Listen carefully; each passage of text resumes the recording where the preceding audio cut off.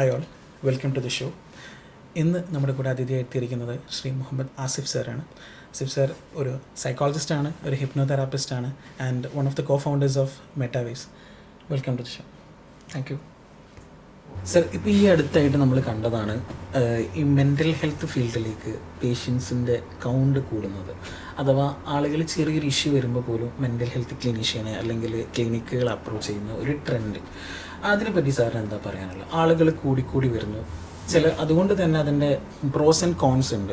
ഇപ്പോൾ അതിൻ്റെ കോൺസിക്വൻസ് പറയുകയാണെന്നുണ്ടെങ്കിൽ അൺസർട്ടിഫൈഡ് ക്ലിനീഷ്യൻസ് വരുന്നുണ്ട്, ക്ലിനിക്കുകൾ വരുന്നുണ്ട്. അതുപോലെ തന്നെ മെൻ്റൽ ഹെൽത്തിൻ്റെ ഒരു ക്വാളിറ്റി ഇല്ലാത്ത രീതിയിലേക്ക് പോകുന്നുണ്ടോ? എന്താ സാറിന് തോന്നുന്നത്? ഇതിലൊരു കാര്യമുള്ളത്, പണ്ട് കാലങ്ങളിൽ ഒരു സ്റ്റിഗ്മ ഉണ്ടായിരുന്നു, ഒരു സ്റ്റീരിയോടൈപ്പിക്കലായിരുന്നു ഈ സംഭവം. അപ്പം ഈ നമുക്ക് മൂവീസ് തന്നെ നോക്കുകയാണെങ്കിൽ, തനിയാവർത്തന മൂവി എടുക്കുകയാണെങ്കിൽ ഭ്രാന്തൻ, പ്രശ്നമുള്ള മനുഷ്യൻ. അപ്പോൾ ഈ പ്രശ്നമുള്ള മനുഷ്യനാണെങ്കിൽ എനിക്ക് മാനസികമായിട്ടൊരു ബുദ്ധിമുട്ടുണ്ട്, പ്രയാസമുണ്ടെന്ന് പറയാമെന്ന് പറഞ്ഞു കഴിഞ്ഞാൽ ഭയങ്കര ബുദ്ധിമുട്ടായിരുന്നു. അതെ. ഇപ്പോൾ ഉള്ള കാലഘട്ടത്തിൽ പ്രത്യേകിച്ചും ഈ സോഷ്യൽ മീഡിയയുടെ ഒക്കെ ഒരു പ്ലസ് ആയിട്ട് ഞാൻ മനസ്സിലാക്കുന്നത് കുറേ കൂടെ ഓപ്പണായി. എനിക്ക് ഈ പ്രയാസമുണ്ട്, എനിക്ക് ഈ ബുദ്ധിമുട്ടുണ്ട്, എന്നെ ആരും മനസ്സിലാക്കുന്നില്ല, ആളുകൾ കരയെ പോലും ചെയ്യുന്നുണ്ട്. അതുകൊണ്ട് ആളുകൾക്ക് ആ ഒരു സ്റ്റീരിയോടിപ്പിക്കലായിട്ടുള്ള ആ ഒരു സ്റ്റിഗ്മേനെ പൊളിക്കാൻ സാധിച്ചിട്ടുണ്ട്. അത് പൊളിക്കാൻ സാധിച്ചുകൊണ്ട് തന്നെ സ്വാഭാവികമായിട്ടും മെൻ്റൽ ഹെൽത്തിനെ കുറെ കൂടെ അപ്രോച്ചബിൾ ആയിട്ട് വന്നിട്ടുണ്ട്. ഇപ്പം എനിക്ക് തോന്നുന്നു എല്ലാ വീട്ടിലും ആർക്കെങ്കിലും ബുദ്ധിമുട്ടുണ്ടാവും. ഈവൻ എല്ലാ മനുഷ്യർക്കും എന്തെങ്കിലും ഒരു പ്രയാസം ഉണ്ടാവും. മാനസികമായ സംഘർഷം അനുഭവിക്കാത്ത ഒരു മനുഷ്യനും ഈ ലോകത്തില്ല, ഉറപ്പായിട്ടും ഇല്ല. ബുദ്ധയൊക്കെ പറയുന്നൊരു പ്രധാനപ്പെട്ട നോബിൾ ട്രൂത്ത് ആയിട്ട് പറയുന്നത് സഫറിങ് ആണ് യാഥാർത്ഥ്യം. സൈക്കോളജിക്കൽ സഫറിങ് ഇല്ലാത്തൊരു ലൈഫില്ല. പക്ഷെ സൊസൈറ്റി അതിനെ എങ്ങനെയാണ് കാണുന്നത്, ഏത് ലെൻസ് വെച്ചിട്ടാണ് കാണുന്നത്, അതിനനുസരിച്ചിട്ടാണ് ആളുകൾ ഓപ്പൺ ആവുന്നത്, ആളുകൾ ക്ലോസ് ആവുന്നത്. അങ്ങനെ തോന്നിയിട്ടുണ്ട്. പോയിന്റ് ഓഫ് വ്യൂവിലുള്ള വ്യത്യാസങ്ങളായിട്ട് ഇപ്പോൾ ആളുകൾ കൂടുതലായിട്ടും എന്താ പറയുക, സെൽഫ് കെയർ, സെൽഫ് ലവ് എന്നൊക്കെ പറഞ്ഞ കോൺസെപ്റ്റുകൾ പോപ്പുലറൈസ് ആയിട്ട് വരുന്നുണ്ട്. അതായത് ഇപ്പോൾ വർക്ക് ലൈഫ് ബാലൻസ് മെയിൻറ്റെയിൻ ചെയ്യുന്നവർ, അഥവാ ഇപ്പോൾ മന്ത്ലി ഒരു 2 ദിവസം ഓഫ് എടുക്കുന്നത്, അവർ സാലറി കിട്ടിയാൽ തന്നെ ആദ്യ പ്രയോറിറ്റി ഞാനായിട്ട് 2 ദിവസം ഓഫ് എടുത്തിട്ട് എനിക്ക് വേണ്ട കാര്യങ്ങൾ ചെയ്യാം, എനിക്ക് വേണ്ട സ്ഥലങ്ങളിൽ പോകുക, എനിക്ക് ഇഷ്ടപ്പെട്ട ഭക്ഷണം കഴിക്കുക. ആ ഒരു കോൺസെപ്റ്റ് മുമ്പ് ഉണ്ടായിരുന്നില്ല. മുമ്പ് മറ്റുള്ളവർക്ക് വേണ്ടി ജീവിക്കുക, അല്ലെങ്കിൽ തിരക്ക് പിടിച്ച ജീവിതം എന്നുള്ളൊരു സംഭവമായിരുന്നു. അങ്ങനെ എന്തെങ്കിലും സാറിന് തോന്നിയിട്ടുണ്ടോ ഈ സെൽഫ് ലവിൻ്റെ ഒരു ഇമ്പോർട്ടൻസ്? നല്ല മാറ്റം വന്നിട്ടുണ്ട്. പ്രത്യേകിച്ചും ഫിലോസഫിക്കലായിട്ട് തന്നെ ഈ വിഷയത്തിൽ വലിയ രീതിയിൽ മാറ്റം സംഭവിച്ചിട്ടുണ്ട്. ഈ കൾച്ചറലി സാംസ്കാരികമായിട്ട് സംസാരിക്കുന്ന മനുഷ്യന്മാരാണെങ്കിലും, എഴുത്തുകാരാണെങ്കിലും, ആളുകളോട് സംവദിക്കുന്ന മനുഷ്യന്മാരാണെങ്കിലും ഈ സെൽഫ് കെയറിൻ്റെ പ്രാധാന്യത്തെക്കുറിച്ച് നിരന്തരമായി സംസാരിക്കുന്നുണ്ട്. ഒരു കാര്യം. രണ്ടാമതായിട്ട് ഈ മടുപ്പിന് എക്സ്പ്രസ് ചെയ്യാനുള്ളൊരു സ്പേസ് കിട്ടിയിട്ടുണ്ടെന്നുള്ളതാണ്. എല്ലാ മടുപ്പും എക്സ്പ്രസ് ചെയ്യപ്പെട്ടിട്ടില്ല. ഈവൻ ഇപ്പോഴും കേരളത്തിലുള്ളൊരു പ്രധാനപ്പെട്ട പ്രശ്നമായിട്ട് എനിക്ക് തോന്നിയിട്ടില്ല ഈ കെയർ ഗീവേഴ്സ് ബേർഡനാണ്. ഈ കെയർ ഗീവേഴ്സ് ബേർഡൻ ഇപ്പോഴും അഡ്രസ്സ് ചെയ്തിട്ടില്ല. ഇപ്പോൾ ഒരു ഡിസേബിൾഡ് ആയിട്ടുള്ള കുഞ്ഞുണ്ടെന്ന് വിചാരിക്കാം. ആ ഡിസേബിൾഡ് ആയിട്ടുള്ള കുഞ്ഞിനെ കണ്ടിന്യൂസ് ആയിട്ട് അമ്മ നോക്കിക്കൊണ്ടിരിക്കുന്നു. ഓട്ടിസം ആയിക്കോട്ടെ, ഇൻ്റലക്ച്വൽ ഡിസേബിലിറ്റി ആയിക്കോട്ടെ. ഇപ്പോൾ ഇവരെ സംബന്ധിച്ചിടത്തോളം അവർ നിരന്തരം ഈ ക്രോണിക് സ്ട്രെസ് എന്നുള്ള പദമാണ് പറയുന്നത്. കണ്ടിന്യൂസ് ആയിട്ട് സ്ട്രെസ് അനുഭവിച്ചുകൊണ്ടിരിക്കുകയാണ്. അവർക്കെപ്പോഴും സെൽഫ് കെയർ പറ്റുമോ, പ്രാധാന്യം ഉണ്ടോ എന്നുള്ള ചോദ്യം പ്രസക്തമാണ്. എന്നാൽ നിങ്ങൾ ഈ പറഞ്ഞ പോലെ ഈ വർക്ക് ലൈഫ് ബാലൻസ് കുറേ കണ്ടിന്യൂസ് ആയിട്ട് വർക്ക് ചെയ്തുകൊണ്ടിരിക്കുന്നു, ഇനിയൊന്ന് റിലാക്സ്ഡ് ആകാം. ഈ ഒരു മാറ്റം, ഇപ്പോൾ നിങ്ങൾ ഈ പറഞ്ഞിട്ടുള്ള ചോദ്യത്തിൽ പ്രധാനപ്പെട്ട മാറ്റം ഉണ്ടാകാനുള്ളൊരു കാരണം എനിക്ക് തോന്നുന്നത് ഈ കൊറോണയാണ്. കൊറോണയ്ക്ക് ശേഷമാണ് ലൈഫ് ഒന്നും കൂടെ മാറ്റിയാൽ നന്നാകും, ഈ ലെവലിലേക്ക് പോയാൽ പോരാ, കുറേ ഇങ്ങനെ ഓട്ടം മാത്രം പോരാ. ലൈഫിൻ്റെ ഒരു പെർസ്പെക്റ്റീവ്, ഒരു ഫിലോസഫിക്കലായിട്ടുള്ള ഷിഫ്റ്റ് സംഭവിച്ചിട്ടുള്ളത് കൊറോണയ്ക്ക് ശേഷമാണെന്നാണ് എനിക്ക് തോന്നുന്നത്. ഈ സെൽഫ് കെയറിൻ്റെ പ്രാധാന്യത്തെക്കുറിച്ച്. കാരണം ഒറ്റയ്ക്കാണ് മനുഷ്യൻ ജീവിക്കുന്ന സമയത്ത്, ക്വാറന്റൈനിലാണ്. അപ്പോഴാണ് എന്നെ ശ്രദ്ധിക്കേണ്ട ആവശ്യമുണ്ട് എന്നുള്ളൊരു ബോധ്യം തിരിച്ചറിവായി വരുന്നതെന്നുള്ളൊരു ആലോചനയുണ്ട്. ഇപ്പോൾ അത് എനിക്ക് തോന്നുന്നു അത് പോപ്പുലർ ആയത് സോഷ്യൽ മീഡിയ ഒക്കെ വന്നതിന് ശേഷമാണ്. അതേപോലെ തന്നെ ഇപ്പോൾ ഈ അതിന് ഒരുപാട് നെഗറ്റീവ് ഇൻഫ്ലുവൻസ് ഉണ്ടെന്ന് എനിക്ക് തോന്നിയിട്ടുണ്ട്. കാരണം എന്താ വെച്ചാൽ ആളുകൾ മറ്റുള്ളവരുടെ ലൈഫുമായിട്ട് കമ്പയർ ചെയ്യുന്ന സിറ്റുവേഷൻസ് ഉണ്ടാവാം. അതുമൂലം ഒരുപാട് പ്രശ്നങ്ങൾ വേറെയും വരാം. ഇപ്പോൾ അയാളുടെ ലൈഫ് ഭയങ്കര ഹാപ്പനിങ് ആണ്, എൻ്റേത് ഹാപ്പനിങ് അല്ല. ഇപ്പോൾ നമ്മളിപ്പോൾ എടുത്ത് നോക്കിയാൽ നമ്മൾ കാണുന്ന പല ബ്ലോഗർമാരുടെയൊക്കെ റിയൽ ലൈഫ് സിറ്റുവേഷൻസ് അവർ കാണിക്കുന്നതിന് നേരത്തെ എക്സ്ട്രീം ഓപ്പോസിറ്റ് ആയിരിക്കാം. അപ്പോൾ അത് നമ്മൾ എന്താ പറയുക, അവർ പിന്നെ എന്തെങ്കിലും റിയൽ ലൈഫ് വ്യത്യാസത്തെ കുറിച്ച് അതെ അത് അവർ സെൽഫ് കമ്പയർ ചെയ്യുന്നത് കൊണ്ട് ആയിരിക്കാം ഈ സെൽഫ് കെയറിൻ്റെ ഒക്കെ കാര്യങ്ങൾ വരുന്നത്. അങ്ങനെ എന്തെങ്കിലും സാറിന് അനുഭവങ്ങൾ ഉണ്ടായിട്ടുണ്ടോ? അല്ല, ഈ കമ്പാരിസൺ എന്ന് പറയുന്നത് മനുഷ്യനെപ്പോഴും ഉണ്ട്. ഈ മനുഷ്യൻ്റെ ഈ കോർ ഏണിംഗ് എന്ന് പറയുന്ന ഒരു കോൺസെപ്റ്റ് ഉണ്ട്. എന്തിനാണ് മനുഷ്യൻ തേടിക്കൊണ്ടിരിക്കുന്നത്? എന്തിനാണ് തേടിക്കൊണ്ടിരിക്കുന്നത് എന്നുള്ള ചോദ്യത്തിന് ഉത്തരം ബിലോങ്ങിങ് ആണ്. ഒരു ഗ്രൂപ്പിലാവുക, ഒരു കൂട്ടത്തിൽ പെടുക, ഫാമിലിയിലാവുക, സൊസൈറ്റീൻ്റെ ഭാഗമാവുക. ഇതെപ്പോഴും മനുഷ്യൻ്റെ നീഡാണ്. അപ്പം ഈ നീഡ് സാറ്റിസ്ഫൈ ചെയ്യാൻ വേണ്ടിയിട്ട് മനുഷ്യൻ എപ്പോഴും ഞാൻ സ്പെഷ്യലാണെന്ന് കാണിച്ചുകൊണ്ടിരിക്കണം. ഞാൻ നല്ലതാണ്, ഞാൻ സൈക്കോളജിസ്റ്റാണ്, ഞാൻ ഇന്ന വർക്ക് ചെയ്യുന്ന ആളാണ്, ഞാൻ ഇന്നതിൽ മികച്ചതാണ്. ഈ സ്പെഷ്യൽനെസ് തന്നെ ഒരു ഇഷ്യൂ ആണ്. ഈ സ്പെഷ്യൽനെസ്സിന് വേണ്ടിയിട്ട് മനുഷ്യൻ എപ്പോഴും എന്ത് ചെയ്യും? ഹൈഡ് ചെയ്യും. സൊസൈറ്റിയുടെ മുമ്പിൽ ഈ അല്ലെങ്കിൽ എന്താ സംഭവിക്കുക? ബിലോങ്ങിങ്നെസ്സിലേക്ക് വരില്ല, സൊസൈറ്റി ഇവനെ ഒഴിവാക്കും, ഹൈഡ് ചെയ്യും, കളവ് പറയും. ഇപ്പോൾ ഒരു സ്റ്റഡി പറയുന്നത് 4 സംസാരിക്കുമ്പോഴേക്ക് എന്തെങ്കിലും ഒരു കളവ് പറയുന്നുണ്ട്. ഏതെങ്കിലും ഒരു കാര്യം കളവായിരിക്കും. മൊത്തത്തിൽ എന്ത് പറയുന്നില്ല? സത്യം പറയുന്നില്ല. പേഴ്സണൽ കാര്യമാണെങ്കിൽ പോലും സത്യം പറയുന്നില്ല. എന്തുകൊണ്ടാണ്? ഈ ബിലോങ്ങിങ്നെസ്സിലേക്ക് പെടാൻ വേണ്ടിയിട്ടാണ്. അതുകൊണ്ട് തന്നെ ഇതിനൊരു വേറൊരു പ്രശ്നമുണ്ട്. നമ്മൾ കണ്ടിന്യൂസ് ആയിട്ട് നമ്മൾ കമ്പയർ ചെയ്യും. ഈ കമ്പാരിസൺ വലിയ പ്രശ്നമാണ്. ഇത് മുമ്പേ ഉണ്ട്. ഇതൊരു പുതിയ കാലത്തിൻ്റെ പ്രശ്നമൊന്നുമല്ല. എല്ലാ പ്രശ്നങ്ങളും പഴയ പ്രശ്നങ്ങൾ തന്നെയാണ്. പുതിയ കുപ്പിയിൽ അതിനെ വിളമ്പാൻ വേണ്ടി ശ്രമിക്കുന്നു, പുതിയ പാത്രത്തിൽ അതിനെ അവതരിപ്പിക്കാൻ വേണ്ടി ശ്രമിക്കുന്നു. അല്ലാതെ പ്രശ്നങ്ങളും ഈ കമ്പാരിസണിലേക്ക് വരുന്ന സമയത്ത് ഇതിനൊരു പ്രശ്നം എന്താണെന്ന് വെച്ച് കഴിഞ്ഞാൽ, ഒന്നെങ്കിൽ നമ്മളെ ചെറുതാക്കുന്നു, അല്ലെങ്കിൽ നമ്മളെ വലുതാക്കുന്നു. ഈ രണ്ടും പ്രശ്നമാണ്. ഇപ്പം ഈ കമ്പാരിസൻ്റെ ലെൻസ് കൊണ്ട് നമുക്ക് കിട്ടുന്ന ഒരു കാര്യം എന്താണെന്ന് വെച്ച് കഴിഞ്ഞാൽ കണ്ടിന്യൂസ് സഫറിങ് ആണ്.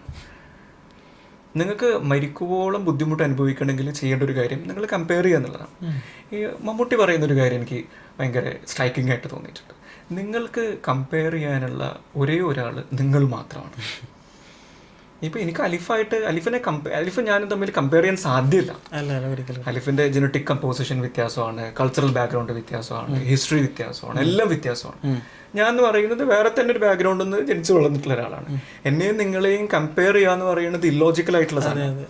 അപ്പം അത് വർക്ക് ചെയ്യുമ്പോഴേക്കും സ്വാഭാവികമായിട്ട് ഞാൻ സഫറിങ് അനുഭവിക്കുന്നത്. ഡിഫറെൻറ്റ് ഹ്യൂമൻ ബീയിങ്സ് ആണ്. അവർക്ക് സ്കില്ല് വ്യത്യാസം ഉണ്ടാവും, അവരുടെ ടാലൻറ്റ് വ്യത്യാസം ഉണ്ടാവും, അവർക്ക് ഡിഫറെൻറ്റ് ഫീൽഡ്സിൽ എക്സ്പേർട്ട് ആയിരിക്കും. ഇതിലൊരു പ്രശ്നം എന്താണെന്ന് വെച്ച് കഴിഞ്ഞാൽ കണ്ടീഷനിങ് ആണ്. കുട്ടിക്കാലം മുതലേ പാരൻസ് അവനെ കണ്ടില്ലേ, ഇവൻ്റെ ഇത് കണ്ടില്ലേ, ഓൻ എന്തൊരു ഭംഗിയായിട്ടാണ് ചെയ്യുന്നത്. അപ്പൊ നമ്മളെപ്പോഴും നമ്മുടെ ലെൻസ് അങ്ങനെയാണ് പോയിക്കൊണ്ടിരിക്കുന്നത്. അവന് റെഡി ആവുന്നുണ്ട്, ഇവന് മാർക്ക് കിട്ടുന്നുണ്ട്, ഇവൻ നന്നായിട്ട് ചെയ്യുന്നുണ്ട്, എനിക്കെന്താ പറ്റാത്തത്. ഇത് യഥാർത്ഥത്തിൽ ഭയങ്കര ഒരു പ്രശ്നം കൂടിയാണ്. നമ്മളെ തന്നെ നമ്മൾ ജയിലിലിടുന്നൊരവസ്ഥ കൂടിയാണ്. ഞാനിപ്പോൾ പോഡ്കാസ്റ്റ് ഞാൻ അതിനെക്കുറിച്ച് ആലോചിക്കാം, എനിക്ക് എന്താണ് ഇത് പെർഫോം ചെയ്യാൻ പറ്റാത്തത്. അപ്പം ഞാൻ കമ്പയർ ചെയ്യേണ്ടത് ലോകത്ത് എന്നോട് മാത്രമാണ്. മറ്റാരോടും കമ്പയർ ചെയ്ത് കഴിഞ്ഞാൽ ഒന്നെങ്കിലും ആശ്വാസം ഉണ്ടാകും. ആ ആശ്വാസം പ്രശ്നമാണ്. അത് ലോങ് ടേമിലേക്ക് പോകില്ല, അത് ഷോർട്ട് ടേം ആണ്. അപ്പം തന്നെ ഡൗണിലേക്ക് പോവാണ്. അതെന്താണ്? നമ്മൾ മറ്റൊരാളെ നമ്മളെക്കാളും നന്നായിട്ട് ചെയ്യുന്ന ആളെ വെച്ചിട്ട് നമ്മളെ കമ്പയർ ചെയ്യുന്നത്. അപ്പോൾ സ്വാഭാവികം മീഡിയ മൂലം തന്നെ കുറേ ആളുകൾ ആൻസൈറ്റീൻ്റെ കുറേ പ്രശ്നങ്ങളിലേക്ക് എത്തിപ്പെടുന്നതായിട്ട് കേട്ടിട്ടുണ്ട്. സാറിന് അങ്ങനെ വല്ല അനുഭവങ്ങളും മറ്റോ ഉണ്ടോ? അതായത് ഓക്കെ ഈ ഇന്ത്യയിൽ തന്നെ പഠനങ്ങൾ നടത്തിയിട്ട് ഏറ്റവും അധികം കേസസ് കാണുന്നത് ആങ്സൈറ്റിയിലാണ്. ആങ്സൈറ്റി ഒരു കോമൺ ഇഷ്യൂ ആണ്. ഇപ്പം ക്ലിനീഷ്യൻസ് ആയിട്ടുള്ള ആളുകളോടൊക്കെ ആരോട് ചോദിച്ചു കഴിഞ്ഞാൽ അവർ പറയുന്നൊരു കാര്യം ആങ്സൈറ്റി ഉണ്ടാകും. അധികമായി അവർക്ക് വരുന്ന കേസ് ആങ്സൈറ്റി തന്നെയാണ്. ഈ ആങ്സൈറ്റി ഒരു സ്പെക്ട്രമാണ്. അതിലൊരുപാട് സംഭവങ്ങൾ വരുന്നുണ്ട്. ഒന്നെന്ന് പറഞ്ഞാൽ ഇപ്പോൾ പാനിക് അറ്റാക്ക് വരുന്നുണ്ട്, ജനറലൈസ്ഡ് ആങ്സൈറ്റി വരുന്നുണ്ട്, ഫോബിയാസ് വരുന്നുണ്ട്, അതോടൊപ്പം തന്നെ OCD വരുന്നുണ്ട്, ഒബ്സസീവായിട്ടുള്ള കമ്പൾസീവ് ഡിസോർഡർ വരുന്നുണ്ട്. അങ്ങനെ ഒരു സ്പെക്ട്രം കിടപ്പുണ്ട്. ആങ്സൈറ്റി എന്ന് പറയുന്നത് എന്താണ്? നമ്മൾ ഇവിടെ ഇരുന്നുകൊണ്ട് ഫ്യൂച്ചറിനെ പറ്റി ആലോചിച്ചിട്ട് വ്യാകുലപ്പെടുന്നു. അതായത് ഇപ്പോൾ ഞാൻ സംസാരിച്ചുകൊണ്ടിരിക്കുന്ന സമയത്ത് തന്നെ അയ്യോ എനിക്കിത് പ്രോപ്പറായിട്ട് സംസാരിക്കാൻ കഴിയുമോ, എവിടെയെങ്കിലും പ്രശ്നമാകുമോ, ബുദ്ധിമുട്ടാകുമോ, അപ്പുറത്തിരിക്കുന്ന ആൾക്കാർ എന്തെങ്കിലും കരുതുന്നുണ്ടാവുമോ, ഇപ്പം എന്നെ നിതാല് വീക്ഷിച്ചുകൊണ്ടിരിക്കുന്നുണ്ട്, എന്തെങ്കിലും പ്രശ്നം ഉണ്ടാവുമോ. അപ്പോൾ ഇതാണ് ആങ്സൈറ്റിയിലേക്ക് നയിക്കുന്നത്. നമ്മൾ ഭാവിയെ പറ്റി ആലോചിച്ചിട്ട് വ്യാകുലരാകുന്നു. അപ്പോൾ ഈ ആങ്സൈറ്റിയിലേക്ക് വരുമ്പോഴേക്കും അതൊരു ഡെഫിനിഷൻ CBT പറയുന്നുണ്ട്. നമ്മൾ റിസ്കിനെ ഓവർ എസ്റ്റിമേറ്റ് ചെയ്യും, റിസോഴ്സുകളെ അണ്ടർ എസ്റ്റിമേറ്റ് ചെയ്യും. എന്താണ് റിസ്കിനെ ഓവർ എസ്റ്റിമേറ്റ് ചെയ്യുക കഴിഞ്ഞാൽ, ഇപ്പം ഞാൻ വാഹനം ഓടിക്കാൻ വേണ്ടിയിട്ട് ബൈക്കിൽ കയറിയിരുന്നു. അപ്പോൾ തന്നെ ഞാൻ ആലോചിക്കുകയാണത് മിക്കവാറും പോയിരിക്കും, ഇടിച്ചു കഴിഞ്ഞാൽ മിക്കവാറും ആക്സിഡൻ്റ് ആകും, ഞാൻ കാരണം വേറെ ആർക്കെങ്കിലും എന്തെങ്കിലും പരിക്ക് പറ്റും, ഞാനും ഹോസ്പിറ്റലാകും, ആകെ പ്രശ്നമാകും. അപ്പോൾ എന്താണ് അവിടെ റിസ്ക് ഉണ്ട്, ഒരു പൊട്ടൻഷ്യൽ റിസ്ക് കിടപ്പുണ്ട്. പക്ഷെ നമ്മൾ എന്ത് ചെയ്യുന്നു? അതിനെ ഓവർ എസ്റ്റിമേറ്റ് ചെയ്യുന്നു. ഓവർ എസ്റ്റിമേറ്റ് ചെയ്യുമ്പോൾ സംഭവിക്കുന്നത് എന്താണ്? നമ്മൾ നമ്മുടെ റിസോഴ്സുകളെ അണ്ടർ എസ്റ്റിമേറ്റ് ചെയ്യും. എനിക്കിത് പിടിക്കാൻ കഴിവുണ്ട്, എനിക്ക് സ്കില്ലുണ്ട്, എനിക്ക് ബ്രേക്ക് പിടിക്കാം, എനിക്ക് ഹാൻഡിൽ ചെയ്യാൻ വേണ്ടി പറ്റും, I can manage the situation. പക്ഷെ അതിനെന്ത് ചെയ്യും? നമ്മൾ അണ്ടർ എസ്റ്റിമേറ്റ് ചെയ്യും. അപ്പോഴാണ് എന്ത് സംഭവിക്കുന്നത്, ആങ്സൈറ്റി സംഭവിക്കുന്നത്. Okay, I can do this, എന്നെ കൊണ്ട് ഇത് സാധ്യമാവില്ല, എനിക്ക് ബുദ്ധിമുട്ടാകും. ആങ്സൈറ്റിക്ക് വേറൊരു കുഴപ്പമുള്ള എന്താണെന്ന് വെച്ച് കഴിഞ്ഞാൽ നമ്മളെ ഫോക്കസ് ഓഫ് അറ്റൻഷൻ മുഴുവനും ഇങ്ങോട്ടേക്ക് വരും, നമ്മളെ ബോഡിയിലേക്ക് വരും. ഹാർട്ട് ബീറ്റ് കൂടുന്നു, വിറയൽ പോലെ വരുന്നു, വെപ്രാളം പോലെ വരുന്നു, നെർവസ് ആകുന്നു, അല്ലെങ്കിൽ ഷിവറിങ് ഉണ്ടാകുന്നു. അപ്പോൾ ഫോക്കസ് ഓഫ് അറ്റൻഷൻ മുഴുവൻ ഇവിടെയാണ്. നമ്മളെ മുഴുവൻ അറ്റൻഷൻ ഇവിടേക്ക് വരുമ്പോഴേക്ക് എന്താ സംഭവിക്കും, നമുക്ക് കാര്യങ്ങളൊന്നും ചെയ്യാൻ കഴിയില്ല, പുറമേക്ക് നമുക്ക് ശ്രദ്ധിക്കാൻ കഴിയില്ല. നമ്മൾ ആകെ ആങ്സൈറ്റി എന്ന് പറയുന്നത് ഒരു മാക്സിമം പോയി കഴിഞ്ഞാൽ 2-3 മിനിറ്റ് മാത്രം സംഭവിക്കുന്നതാണ്. പിന്നെ സംഭവിക്കുന്നത് എന്താണ്, ആങ്സൈറ്റി എബൌട്ട് ആങ്സൈറ്റിയാണ്. എനിക്കിത് വന്നല്ലോ, എന്തൊരവസ്ഥയാണ്, ഭയങ്കര പ്രശ്നമാണല്ലോ, ഭയങ്കര ബുദ്ധിമുട്ടാണല്ലോ, എന്നാലും ഞാൻ ബാക്കിയുള്ള എല്ലാവരും നന്നായിട്ട് ചെയ്യുന്നുണ്ടല്ലോ, നന്നായിട്ട് സംസാരിക്കുന്നുണ്ടല്ലോ, എനിക്കിത് വന്നല്ലോ. കോൺഫിഡൻസ്, ബിലീഫ് എബൌട്ട് ആങ്സൈറ്റി ഒരു പ്രശ്നമാണ്. അപ്പം നേരത്തെ പറഞ്ഞിട്ടുള്ള ഈ ഫോക്കസ് ഓഫ് അറ്റൻഷൻ, ആങ്സൈറ്റി ഉണ്ടാകുന്ന സമയത്ത് നമ്മൾ നമ്മുടെ സിംറ്റംസിലേക്ക് മുഴുവനും ഫോക്കസ് ചെയ്യും. അതുകൊണ്ടാണ് ഈ ഗ്രൗണ്ടിങ് ടെക്നിക്സ് ആങ്സൈറ്റിയിൽ ഹെൽപ്ഫുള്ളായിട്ട് പറയുന്നുണ്ട്. എന്താണ് ഗ്രൗണ്ടിങ് ടെക്നിക്സ്? നമ്മൾ നമ്മുടെ അറ്റൻഷനെ എക്സ്റ്റേണലിലേക്ക് കൊണ്ടുപോകുന്നു, എക്സ്പാൻഡ് ചെയ്യുന്നു. എക്സ്പാൻഡ് ചെയ്യാന്ന് കഴിഞ്ഞാൽ നമ്മൾ സെൻസറി അവയർനെസ് എക്സ്പാൻഷനാണ്. അത് നമ്മൾ കാണുന്നതൊന്നും കൂടെ സൂക്ഷ്മമായിട്ട് ശ്രദ്ധിക്കുന്നു. ഇവിടേക്ക് നമ്മൾ ഫോക്കസ് പോകുന്നില്ല. അറ്റ് എ ടൈം സൂക്ഷ്മമായി നമുക്ക് 2 കാര്യങ്ങൾ ശ്രദ്ധ കൊടുക്കാൻ കഴിയില്ല. അപ്പോൾ ഇവിടേക്ക് ശ്രദ്ധിക്കുകയാണെങ്കിൽ നമുക്ക് എപ്പോഴും ബുദ്ധിമുട്ടായിരിക്കും. നമ്മൾ എന്ത് ചെയ്യുന്നു, ശ്രദ്ധ മാറ്റുന്നു, നമ്മുടെ കാഴ്ചയിൽ ശ്രദ്ധ മാറ്റുന്നു. അപ്പം ഞാനിവിടെ നിന്ന് എനിക്കൊരു ഇല കാണാൻ പറ്റുന്നു, ഞാൻ ഇലയിലേക്ക് ശ്രദ്ധിക്കുന്നു, ഞാൻ നിങ്ങളിലേക്ക് ശ്രദ്ധിക്കുന്നു. അതോടൊപ്പം തന്നെ ആകാശം കാണാൻ പറ്റുന്നുണ്ട്, ആകാശത്തിലേക്ക് ശ്രദ്ധിക്കുന്നു, എൻ്റെ ശ്രദ്ധയെ തിരിച്ചു വിടുന്നു. അതോടൊപ്പം തന്നെ എൻ്റെ കേൾവി ഒന്നും കൂടെ എക്സ്പാൻഡ് ചെയ്യുന്നു. എന്തൊക്കെ എനിക്കിവിടെ കേൾക്കാൻ വേണ്ടി പറ്റുന്നുണ്ട്, അതിലേക്ക് ഞാൻ എൻ്റെ ശ്രദ്ധ പോകുന്നു. ടച്ചിലേക്ക് ഞാൻ എൻ്റെ ശ്രദ്ധ കൊണ്ടുപോകുന്നു. ഇതൊരു ഗ്രൗണ്ടിങ് ടെക്നിക്കാണ്. ഇത് വർക്കാവുന്ന ടെക്നിക്കാണ്. അതായത് ഞാൻ ടച്ചിലേക്ക് മാത്രമാകുന്നു. ഞാനിവിടെ ടച്ച് ചെയ്യുന്ന സമയത്ത് ഞാൻ ഇവിടെ മാത്രമേ ഉള്ളൂ എൻ്റെ ശ്രദ്ധ, വേറൊന്നിലേക്കും ശ്രദ്ധ പോകുന്നില്ല. ഈ ടച്ചിലേക്ക്, ഇപ്പോൾ ആങ്സൈറ്റിയുള്ള ആൾക്കാർ ഈ ടച്ച് നല്ലതാണെന്ന് പറയപ്പെടുന്നുണ്ട്. അപ്പോൾ ഇവിടേക്ക് മാത്രമാണ് ശ്രദ്ധ പോകുന്നത്, വേറൊന്നിലേക്കും ശ്രദ്ധ പോകുന്നില്ല. അപ്പം ഈ ഫോക്കസ് ഓഫ് അറ്റൻഷനെ ഷിഫ്റ്റ് ചെയ്യുക എന്നുള്ളത് ഇമ്പോർട്ടൻ്റ് ആണ്. വേറൊരു കാര്യം ആങ്സൈറ്റിയിൽ ബുദ്ധിമുട്ടാക്കുന്നത്, ഏറ്റവും പ്രധാനപ്പെട്ട കാര്യം അവോയ്ഡൻസ് ആണ്. നമ്മൾ എന്ത് ചെയ്യും, ആങ്സൈറ്റി വരുമ്പോഴേക്കും, ഇപ്പോൾ ഉദാഹരണം, എന്നെ പോഡ്കാസ്റ്റിന് അദ്ദേഹം ക്ഷണിക്കുന്നു, അലിഫ് ക്ഷണിക്കുന്നു. അപ്പോൾ ക്ഷണിക്കുന്ന സമയത്ത് ഞാൻ ആലോചിക്കും, അയ്യോ എനിക്കിത് സംസാരിക്കാൻ പറ്റില്ലേ, പ്രശ്നമാവും, ബുദ്ധിമുട്ടാവും, എൻ്റെ കയ്യിൽ നിന്ന് പോകും. അങ്ങനെ ആലോചിക്കുമ്പോൾ ഞാൻ പറയും, എന്നാലും നമുക്കിതൊന്നും മാറ്റിയാൽ എനിക്ക് ഇന്ന പ്രശ്നമുണ്ട്, ഇത് ബുദ്ധിമുട്ട്. ഹോസ്പിറ്റൽ കേസൊക്കെ പറഞ്ഞാൽ ജെന്യൂനാണ് കേട്ടോ. അപ്പോൾ ഞാൻ പറയാണ്, എനിക്ക് ഇന്ന ബുദ്ധിമുട്ടുണ്ട്, എനിക്ക് പറ്റലുണ്ടാവില്ല, ഒഴിവാക്കണം, നമുക്ക് മറ്റൊരു ദിവസം ചെയ്താലോ, അല്ലെങ്കിൽ കുറേ കൂടെ ഒന്ന് ഉഷാറാക്കി ചെയ്താലോ. ഇത് ആങ്സൈറ്റിയെ സസ്റ്റെയിൻ ചെയ്യിപ്പിക്കുന്ന കാര്യമാണ്. അവോയ്ഡൻസ് ആണ് ആങ്സൈറ്റിയിൽ ഏറ്റവും പ്രധാനപ്പെട്ട പ്രശ്നം. Experiential avoidance. എത്രത്തോളം നമ്മൾ നെഗ്ലക്ട് ചെയ്യുന്നു അത്രത്തോളം ഇത് കൂടി വരും. ഒരു ഉദാഹരണം പറഞ്ഞു കഴിഞ്ഞാൽ, എനിക്ക് സംസാരിക്കുന്നത് ബുദ്ധിമുട്ടാണ്, എനിക്ക് സ്റ്റേജ് ഫിയർ ഉണ്ട്. എന്താ ചെയ്യേണ്ടത്? പോയി സംസാരിക്കുക, പോയി നിൽക്കുക, നാണം കെടുക. ഷെയിം അറ്റാക്ക് എന്നൊക്കെ ആൽബർട്ട് എലിസ് പറയുന്നുണ്ട്. പോയി നിന്നിട്ട് എന്താണോ സംഭവിക്കുന്നത് അതിനെ ഫേസ് ചെയ്യാൻ തയ്യാറാവുക. അപ്പം ഈ അവോയ്ഡൻസ് എത്രത്തോളം കൂടുന്നുവോ അത്രത്തോളം ആങ്സൈറ്റി സസ്റ്റെയിൻ ചെയ്യും. ആ അവോയ്ഡൻസിന്റെ ആ പാറ്റേൺ ബ്രേക്ക് ചെയ്യൽ ഇമ്പോർട്ടൻ്റ് ആണ്. അവോയ്ഡൻസ് സംഭവിക്കുമ്പോൾ എന്താണെന്നറിയോ, ഷോർട്ട് ടേമിൽ നമുക്ക് ആശ്വാസമുണ്ട്. ഇപ്പം എന്നെ നിങ്ങൾ വിളിച്ചു, അപ്പം ഞാൻ പോഡ്കാസ്റ്റ് ചെയ്യുന്നില്ല, അപ്പം എനിക്ക് സ്വാഭാവികമായിട്ടൊരു ആശ്വാസമുണ്ട്. ആ ആശ്വാസം എന്ത് ചെയ്യുന്നില്ല, സസ്റ്റെയിൻ ചെയ്യുന്നില്ല, മറിച്ച് എന്താ ചെയ്യുന്നത്, ഗിൽട്ട് ക്രിയേറ്റ് ആണ് ചെയ്യുന്നത്. എന്നെ കൊണ്ടൊന്നും പറ്റുന്നില്ല, ബാക്കിയുള്ള ആൾക്കാരൊക്കെ നന്നായിട്ട് ചെയ്യുന്നത്. അപ്പൊ ഞാൻ യൂട്യൂബിൽ ഇന്നെ വേറെ ആൾക്കാർ ഇങ്ങനെ പോഡ്കാസ്റ്റ് ഒക്കെ ചെയ്യുന്നത് കാണുമ്പോഴേക്കും അയ്യോ എന്നെ കൊണ്ടത് സാധ്യമാവുന്നില്ലല്ലോ, ബാക്കിയുള്ളവർക്കൊക്കെ പറ്റുന്നുണ്ടല്ലോ. അപ്പോൾ ലോങ് ടേം സഫറിങ് ആണ് ഈ ഷോർട്ട് ടേം ആയിട്ടുള്ള അവോയ്ഡൻസ് നമുക്ക് നൽകുന്നത്. അപ്പം ഈ അവോയ്ഡൻസിനെ ബ്രേക്ക് ചെയ്യുക എന്നുള്ളത് ഇമ്പോർട്ടൻ്റ് ആണ്. എല്ലാവർക്കും പറ്റണമെന്നില്ല, തെറാപ്പി ചിലപ്പോൾ പോകേണ്ടതായിട്ട് വരും. ഇപ്പം അതിന് മുന്നേ ഞാൻ ഈ ആങ്സൈറ്റി എന്ന് പറയുന്നത് എന്താ ജസ്റ്റ് ഒന്ന് ബ്രീഫ് ചെയ്യണം തോന്നുന്നു. ആങ്സൈറ്റി എന്ന് പറയുന്നത് നോർമൽ ഹ്യൂമൻ എക്സ്പീരിയൻസ് ആണ്, ഒരു ഇമോഷനാണ്. അത് മനുഷ്യന് ആവശ്യമുള്ള സാധനമാണ്. അത് നമുക്ക് ഒഴിവാക്കിയിട്ട് ജീവിതം സാധ്യമല്ല. ഇപ്പം ചില ആൾക്കാരൊക്കെ പറയും, എനിക്ക് ആങ്സൈറ്റി കാരണം എനിക്ക് ജീവിക്കാൻ പറ്റുന്നില്ല, ഭയങ്കര ബുദ്ധിമുട്ടാണ്. അത് ഒഴിവാക്കിയിട്ട് ജീവിക്കാൻ കഴിയില്ല. ആങ്സൈറ്റി ഒഴിവാക്കി എന്താ സംഭവിക്കുക, നമ്മൾ സർവൈവ് ചെയ്യില്ല. അമിഗ്ദാല എന്ന് പറഞ്ഞ ബ്രെയിനിലെ ഭാഗമാണ് ആങ്സൈറ്റി ട്രിഗർ ചെയ്യുന്നത്, ആങ്സൈറ്റി ക്രിയേറ്റ് ചെയ്യുന്നത്. അമിഗ്ദാല ഒഴിവാക്കിയിട്ട് ഒരാൾക്ക് 2-3 മാസം ജീവിക്കാൻ കഴിയില്ല. കാരണം ഒരു വണ്ടി വരുമ്പോഴേക്കും ആള് ഇടിക്കും. കാരണം ആൾക്കത് മനസ്സിലാവുന്നില്ല. നമ്മളൊക്കെ സർവൈവ് ചെയ്യാൻ കാരണം ആങ്സൈറ്റിയാണ്. നമ്മൾ പരീക്ഷയ്ക്ക് പഠിക്കാൻ കാരണം ആങ്സൈറ്റിയാണ്. നമ്മൾ ഇന്റർവ്യൂവിൽ പെർഫോം ചെയ്യുന്ന ആങ്സൈറ്റി കൊണ്ടാണ്. ആങ്സൈറ്റി എന്തിനാ വരുന്നത്, നമ്മളെ അലേർട്ട് ആക്കാനാണ് വരുന്നത്. നമ്മുടെ ശത്രുവല്ല ആങ്സൈറ്റി. നമ്മൾ അലേർട്ട് ആക്കാൻ, അത് ഈ സിറ്റുവേഷൻ ശ്രദ്ധിക്കണേ, ഇത് കുഴപ്പമാകാൻ ചാൻസ് ഉണ്ട്, ഒന്നും കൂടെ ഒന്ന് സൂക്ഷ്മമായിട്ട് പ്രിപ്പയർ ചെയ്ത് പോകണേ, അല്ലെങ്കിൽ കയ്യിൽ നിന്ന് പോകാൻ ചാൻസ് ഉണ്ട്. അപ്പോൾ ഈ വരുന്ന ആളെ നമ്മൾ എന്ത് ചെയ്യുന്നു, നമ്മൾ ട്രീറ്റ് ചെയ്യുന്നത് പ്രശ്നത്തിലാണ്. നമ്മൾ മിസ്അണ്ടർസ്റ്റാൻഡ് ചെയ്യണം, ഇയാൾ എന്നെ പ്രശ്നമാക്കും, ഇയാൾ എന്നെ കുഴപ്പമാക്കും. ആങ്സൈറ്റി വരുന്നത് നമ്മൾ അലേർട്ട് ആക്കാൻ മാത്രമാണ്. പക്ഷെ നമ്മൾ ഇതിനെ കാണുന്നത് എന്താണ്, എന്തോ കുഴപ്പമായിട്ടാണ്. എനിക്കിത് ചെയ്യാൻ കഴിയില്ല, എനിക്കിത് കുഴപ്പമാകും, എനിക്കിത് ബുദ്ധിമുട്ടാകും, എനിക്കിത് ഹാൻഡിൽ ചെയ്യാൻ കഴിയില്ല. ഡെയിലി ലൈഫിനെ ബാധിക്കുന്ന വരെ പ്രശ്നമില്ല. നമ്മൾ ഇങ്ങനത്തെ തോട്ട്സ് നമ്മളെ ഡെയിലി ലൈഫിനെ ബാധിക്കുന്ന പോയിന്റ് മുതലാണ് അതൊരു പ്രശ്നമായിട്ട് മാറും, അല്ലെങ്കിൽ ഒരു ഡിസോർഡർ ആയിട്ട് മാറുന്നത്. അപ്പോൾ ഇതിനെ പെർസീവ് ചെയ്യുന്നതിൽ കുഴപ്പമുണ്ട്. എന്താണ് പെർസീവ് ചെയ്യുന്നതിൽ കുഴപ്പം? Anxiety is A normal human experience, normal human emotion. അതിന് ആ രീതിയിൽ തന്നെ എക്സ്പീരിയൻസ് ചെയ്യാനും പെർസീവ് ചെയ്യാനും പറ്റേണ്ടതായിട്ടുണ്ട്. പെർസീവ് ചെയ്യാതെ വരുമ്പോഴാണ് നിങ്ങൾ ഈ പറഞ്ഞിട്ടുള്ള പാനിക് അറ്റാക്കിലേക്ക് പോകുന്നത്. ഓക്കെ, അതായത് സിംറ്റം വരുന്നു.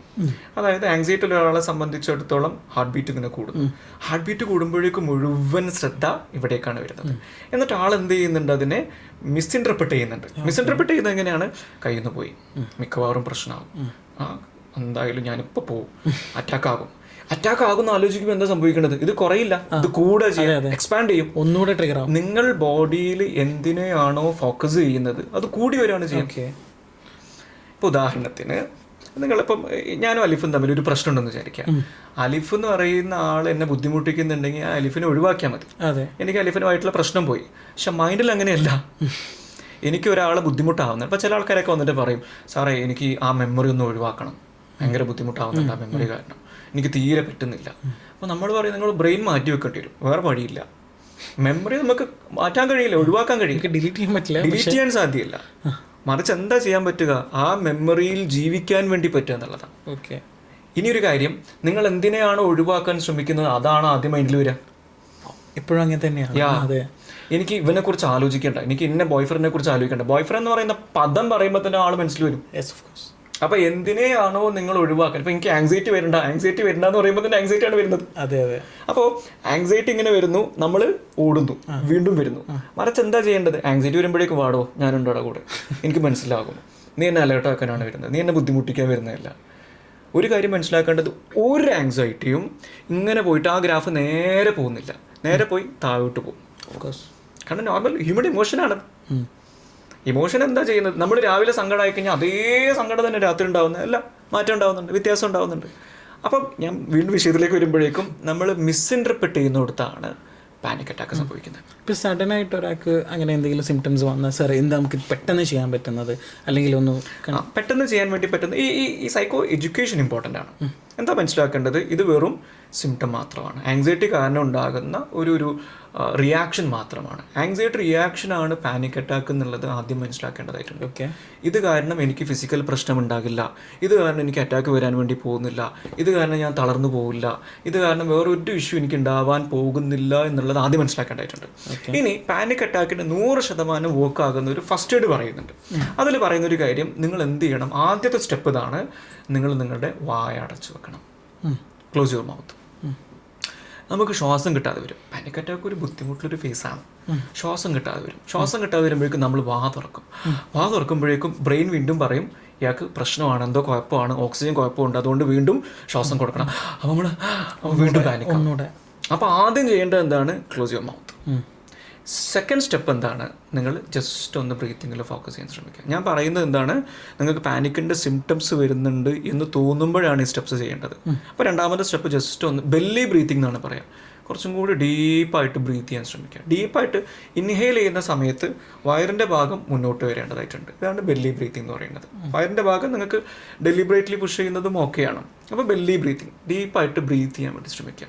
Inhale and exhale through nostrils.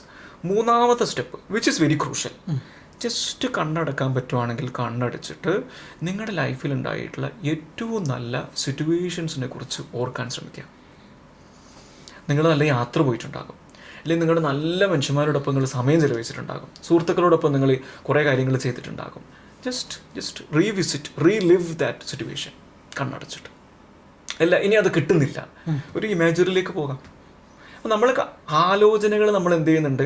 Body influence ചെയ്യുന്നുണ്ട്. ഇപ്പം ഞാൻ എപ്പോഴും നല്ല കുറേ കാര്യങ്ങളെക്കുറിച്ച് ഇങ്ങനെ ആലോചിച്ചുകൊണ്ടിരിക്കുകയാണെങ്കിൽ അതിനനുസരിച്ചിട്ട് ബോഡിയിൽ മാറ്റങ്ങൾ ഉണ്ടാകുന്നുണ്ട്. നമ്മുടെ ന്യൂറോ കെമിക്കൽസൊക്കെ ആ രീതിയിൽ പുറത്തേക്ക് സെക്രറ്റ് ചെയ്യാനുള്ള സാധ്യതയുണ്ട്. അപ്പോൾ അതുകൊണ്ട് ഞാനിങ്ങനെ കണ്ണടച്ചിട്ടൊരു ഞാനൊരു ഇങ്ങനെ ഈ മലയുടെ മുകളിൽ കയറിയിരിക്കുന്നു, അല്ലെങ്കിൽ താഴ്വാരത്തിരിക്കുന്നു, നദിയുടെ കരയിലിരിക്കുന്നു, അല്ലെങ്കിൽ കടൽ തീരത്ത് വന്നിരിക്കുന്നു. ജസ്റ്റ് ഇമാജിൻ ദാറ്റ് സിറ്റുവേഷൻ, അവിടെ ഇരിക്കുന്നത് പോലെ തന്നെ.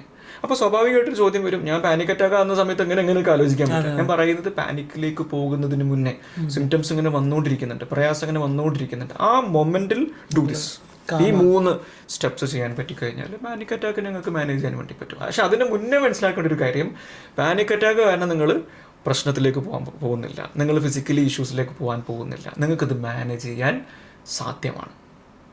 ഇതെന്താണ്? ഇതൊരു റിയാക്ഷൻ മാത്രമാണ്, ആങ്സൈറ്റിയുടെ ഒരു റിയാക്ഷൻ മാത്രമാണ്. അതെന്താ ആങ്സൈറ്റി റിയാക്ഷൻ? എന്താണ്? നമ്മൾ അലേർട്ട് ആക്കാനുള്ള ഒരു ഇൻഫോർമേഷൻ തരികയാണ്. നമ്മൾ അലേർട്ടായാൽ മാത്രം മതി. ഇതിനെ ഒഴിവാക്കാൻ പറ്റുമോ? ഇല്ല. സ്റ്റിയറിംഗ് ആരുടെ കയ്യിലാകണം? നമ്മുടെ കയ്യിലാകണം. അപ്പോൾ വണ്ടി ഓടിച്ചുകൊണ്ടിരിക്കുന്ന സമയത്ത് പല ആൾക്കാരും വണ്ടിയിൽ കയറുന്നുണ്ട്. അപ്പോൾ വണ്ടിയിൽ കയറുന്ന സമയത്ത് ഇന്ന ആളെ ഇഷ്ടമല്ല, നീ ഇറങ്ങിപ്പോകാൻ നമുക്ക് പറയാൻ കഴിയില്ല. അപ്പോൾ ഇതേപോലെ തന്നെയാണ് ആങ്സൈറ്റി സിംറ്റംസ് ഉണ്ടാകാം, ഡിപ്രസീവ് സിംറ്റംസ് ഉണ്ടാകാം, ഡിസോസിയേറ്റീവ് സിംറ്റംസ് ഉണ്ടാകാം, ന്യൂറോട്ടിക് ആയിട്ടുള്ള വേറെ പല സിംറ്റംസ് ഉണ്ടാകാം, മെൻ്റൽ ഹെൽത്ത് ഇഷ്യൂസ് ഉണ്ടാകാം. ഇതിന് മുഴുവനായിട്ട് അടിച്ചൊഴിവാക്കില്ല, മറിച്ച് പുതിയൊരു തെറാപ്പി മൊഡാലിറ്റി പറയുന്നത് ആക്സെപ്റ്റൻസ് ആൻഡ് കമ്മിറ്റ്മെൻറ്റ് തെറാപ്പിയാണ്.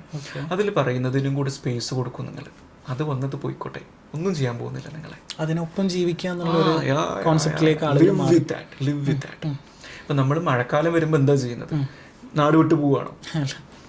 നമ്മൾ നല്ല വേനൽ വരുമ്പോൾ എന്താ ചെയ്യുന്നത്? നാട് വിട്ട് പോകണം? അല്ലല്ല, നമ്മൾ അതുമായിട്ട് ലിവ് ചെയ്യാൻ വേണ്ടി പഠിക്കുകയാണ്, ഫേസ് ചെയ്യാൻ വേണ്ടി പഠിക്കുകയാണ്, വിറ്റ്നസ് ചെയ്യാൻ വേണ്ടി പഠിക്കുകയാണ്. അതൊരു കൈൻഡ് ഓഫ് റിക്കവറി പോലെ കൂടെ ഞാൻ പറയുന്നത് ഒരു തെറാപ്പി മൊഡാലിറ്റിയാണ്.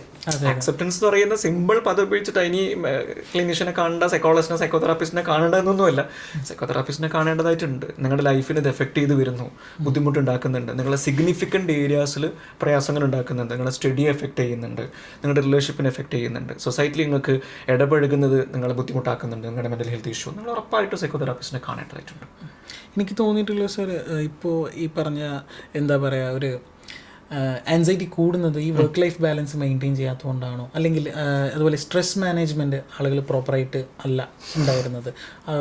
ആളുകൾക്കിപ്പോൾ എന്താ പറയുക, ഓവർ പ്രഷറൈസ്ഡ് ആവാൻ പറ്റുന്നില്ല, അല്ലെങ്കിൽ അവർ പെട്ടെന്ന് തന്നെ ഒരു ക്ലിനിഷ്യനെ അപ്രോച്ച് ചെയ്യുന്ന ഒരു ട്രെൻഡ് കണ്ടിട്ടുണ്ട്. പെട്ടെന്ന് അപ്രോച്ച് ചെയ്യുന്നത് നല്ലതല്ലേ? ഒരാൾക്കൊരു ഇപ്പോൾ നമ്മൾ പനി വന്നാൽ ഡോക്ടറെ കാണിക്കുന്നത് പോലെ തന്നെ അത്രയേ ഉള്ളൂ. ഇത് നമ്മളൊരു സൈക്കോതെറാപ്പിസ്റ്റിനെ കാണുന്നു, അദ്ദേഹം കേൾക്കുന്നു, അദ്ദേഹം ചിലപ്പോൾ തെറാപ്പി ഡിസൈൻ ചെയ്യുന്നു, ഇൻ്റർവെൻഷൻ സ്റ്റാർട്ട് ചെയ്യുന്നു, നമ്മളത് പ്രാക്ടീസ് ചെയ്യുന്നു, നമുക്കത് മാനേജ് ചെയ്യാൻ വേണ്ടി പറ്റുന്നു, നമ്മൾ എന്ത് ചെയ്യുന്നു, തെറാപ്പി സ്റ്റോപ്പ് ചെയ്യുന്നു. പനി വരുന്നത് പോലെ തന്നെ ഉള്ളൂ. ഇത് ഭീകരമായൊരു പ്രൊസീജിയറൊന്നുമല്ല. ഈ സ്ട്രെസ് മാനേജ്മെന്റ് എന്ന് പറയുന്നത് സാർ ആൻസൈറ്റി ആയിട്ട് കണക്ട് ചെയ്യാൻ പറ്റുമോ സാർ? അല്ല, ഇതിന് മുന്നേ നിങ്ങൾ ചോദിച്ചിട്ടുള്ളൊരു കാര്യത്തിലേക്ക് തിരിച്ചു വരുമ്പോഴേ, നമ്മൾ സാധാരണ രീതിയിൽ ഫിസിക്കൽ ഹൈജീൻ നമ്മൾ ശ്രദ്ധിക്കുന്നുണ്ട്. അതെ അതെ അല്ലേ? നമുക്ക് അസുഖം വരാതിരിക്കാൻ നമ്മൾ ഓരോ കാര്യങ്ങളും നമ്മൾ ചെയ്യുന്നു. പുതിയ ട്രെൻഡാണ് ഈ ഷുഗർ ഡയറ്റ്. അതൊക്കെ നല്ല കാര്യങ്ങളാണ്. എന്തിനാന്ന് വെച്ച് കഴിഞ്ഞാൽ നമുക്ക് ഫിസിക്കലി ഇനി വരാൻ വേണ്ടി പോകുന്ന സമയത്ത് ബുദ്ധിമുട്ടാകാതിരിക്കാൻ വേണ്ടിയിട്ടാണ്. ചില ആൾക്കാർ എക്സസൈസ് ചെയ്യുന്നുണ്ട്. ഈവൻ നമ്മൾ രാവിലെ എഴുന്നേറ്റ് പല്ല് തേക്കുന്നു, നമ്മൾ നല്ല രീതിയിൽ ഉറങ്ങാൻ വേണ്ടി ശ്രമിക്കുന്നു, നമ്മൾ വെള്ളം കുടിക്കുന്നു, ഭക്ഷണം കഴിക്കുന്നു. ഇതൊക്കെ എന്തിനും കൂടെ വേണ്ടിയിട്ടാണ്? നമുക്ക് രോഗം വരാതിരിക്കാൻ വേണ്ടിയിട്ട് കൂടിയാണ്. ഇതേപോലെ തന്നെ നമ്മൾ മെൻ്റൽ ഹെൽത്തിന് വേണ്ടിയിട്ട് എന്താണ് പ്രാക്ടീസ് ചെയ്യുന്നത്? അതൊരു ഇമ്പോർട്ടൻറ്റ് ക്വസ്റ്റ്യനാണ്. ഓക്കെ, മെൻ്റൽ ഹെൽത്തിൽ ഒരു ബുദ്ധിമുട്ടുണ്ടാകാതിരിക്കാൻ വേണ്ടിയിട്ട് നമ്മൾ എന്താ ചെയ്യുന്നത്? പല്ല് തേക്കുന്നത് പോലെ. നമ്മൾ അപ്പോൾ നിത്യചൈതന്യ ഇതൊക്കെ പറയുന്ന ഒരു കാര്യമാണ്, നിങ്ങൾ എപ്പോഴും ശ്രദ്ധിച്ചുകൊണ്ടിരിക്കണം. പല്ല് തേക്കുന്ന പോലെ തന്നെയാണ്. ഒരു ദിവസം നമ്മൾ പല്ല് തേക്കാതിരിക്കുമോ? ഇല്ല, എല്ലാ ദിവസവും നമ്മൾ തേക്കുന്നുണ്ട്. അതേപോലെ നമ്മൾ മെൻ്റൽ ഹെൽത്തിൽ എന്താണ് പ്രാക്ടീസ് ചെയ്യുന്നത്? മെഡിറ്റേഷൻ നമ്മൾ ചെയ്യുന്നുണ്ടാവുമോ? അല്ലെങ്കിൽ നമ്മൾ ജേർണലിങ് ചെയ്യുന്നുണ്ടാവുമോ? അല്ലെങ്കിൽ നമ്മൾ വളരെ ഭംഗിയുള്ള കുറേ നമുക്ക് ഏറ്റവും ഇഷ്ടമുള്ള മനുഷ്യന്മാരോടൊപ്പം നമ്മൾ ഇരിക്കുന്നുണ്ടോ? യാത്ര ചെയ്യുന്നുണ്ടോ? നമുക്ക് സന്തോഷമുള്ള കാര്യങ്ങൾ നമ്മൾ മാക്സിമം ചെയ്യാൻ വേണ്ടി ശ്രമിക്കുന്നുണ്ടോ? എന്തെങ്കിലും ഒരു കാര്യം നമ്മളെ മെൻ്റൽ ഹെൽത്തിനെ പിടിച്ചു നിൽക്കാൻ വേണ്ടിയിട്ട്, മെൻ്റൽ ഹെൽത്ത് വേഴ്സ് ആകാതിരിക്കാൻ വേണ്ടി നമ്മൾ ചെയ്യുന്നുണ്ടോ എന്നുള്ളത് ഇമ്പോർട്ടൻറ്റ് ക്വസ്റ്റ്യനാണ്. നമ്മളെ ഡെയിലി റുട്ടീൻ്റെ ഭാഗമായി സെൽഫ് കെയറിന് വേണ്ടിയിട്ട് നമ്മൾ എന്തെങ്കിലും ഒരു ആക്ടിവിറ്റി വളരെ പ്രധാനപ്പെട്ടതാണ്. ഇത് പണ്ട് കാലങ്ങളിലൊക്കെ മനുഷ്യന്മാർ ചെയ്തിട്ടുണ്ട്. അപ്പം ഇതിൽ ഇമ്പോർട്ടൻ്റ് ആയിട്ടൊരു കാര്യം എനിക്ക് തോന്നുന്നു, സോഷ്യലൈസ് ചെയ്യുക എന്നുള്ളത് വളരെ പ്രധാനപ്പെട്ടതാണ്. അതെ അതെ. അപ്പം സോഷ്യൽ മീഡിയക്ക് ഒരുപാട് പോസിറ്റീവ്സ് ഉണ്ട്, ഒരു സംശയമില്ല. അതേപോലെ ഒരുപാട് നെഗറ്റീവ്സും ഉണ്ട്. ഒരു നെഗറ്റീവായിട്ട് എനിക്ക് ഫീൽ ചെയ്തിട്ടുള്ള കാര്യം, നമ്മളെ കണക്ഷൻസ് വിട്ടുപോകുന്നുണ്ട്. കണക്ഷൻസ് വിട്ടുപോകുന്ന പറഞ്ഞു കഴിഞ്ഞാൽ ചിലപ്പം ആൾക്കാരുണ്ടാകാം, ഇരിക്കുന്ന ആൾക്കാരുണ്ടാകാം, പക്ഷെ പുതിയ കാലത്തിലുള്ള മനുഷ്യന്മാർക്ക് കണക്ഷൻസ് വിട്ടുപോകുന്നുണ്ടെന്ന് തോന്നുന്നു. എപ്പോഴും നമ്മളിങ്ങനെ കണക്റ്റഡ് ആയിക്കൊണ്ടിരിക്കുന്നത് ഇൻസ്റ്റഗ്രാം ത്രൂ ആണ്, അല്ലെങ്കിൽ പല പല ആപ്സ് ത്രൂ ആണ്. ഈവൻ നമ്മൾ ഒരുമിച്ച് വൈകുന്നേരം ഇരുന്നിട്ട് ഇങ്ങനെ ചുമ്മാ സംസാരിക്കുന്നത് കുറവാണ്. ഇനി എന്താ ചെയ്യുന്നത്? സംസാരിക്കുന്നതിന് പകരം നമ്മൾ മൊബൈലിൽ ഗെയിം കളിക്കുകയാണ്. അപ്പോൾ ഈ അടുത്ത കാലത്ത് ഞാനിങ്ങനെ കുറ്റിച്ചിറയിൽ ഇങ്ങനെ ഇരിക്കാൻ പറ്റിയ സ്ഥലമുണ്ട്.